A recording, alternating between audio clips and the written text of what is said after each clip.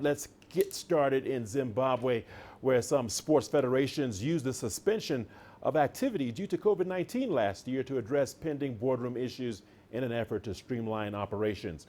However, football still remains in limbo with no clear roadmap yet on how and when the game will resume. CGTN's Farai Mwakutuya brings us this story. Like many sports, the rugby season was upended by COVID-19. But that downtime allowed for some necessary housekeeping. We started off with the human resources side, where we re-looked at all our coaches, our national coaches, and we've done our interviews and selected and put new faces, in some cases, in place. Zimbabwe's rugby boss was appointed to a continental board charged with growing the women's game. What we've resolved to do as EXCO is to set up a committee that will make sure that the girl child is prioritized within Rugby Africa, and to make sure that they get everything they need in terms of training and in terms of game time. Of the sports that did resume, cricket was the most notable, earning a famous victory on foreign turf. For those guys to go there without having as much practice as Pakistan had, because if you remember, Pakistan had gone to England and they performed very well in England.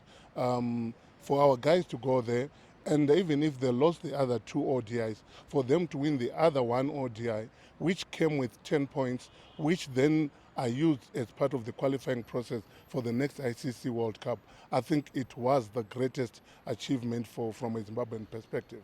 Football is the most popular sport here and has endured mixed fortunes. After back-to-back qualifiers against defending champions Algeria, the Warriors are still in the hunt for a place at the next Africa Cup of Nations. However, not a single ball was kicked to the domestic league as boardroom and legal wrangles took center stage. I think it has derailed the process of the return to football. So we now find ourselves where we have the whole year, we are probably going to be the only Southern African country without any activity in the whole year. Our players are probably semi-professionals. So now for them to go for a whole year without playing football, especially the domestic players, I think it's going to have a huge impact.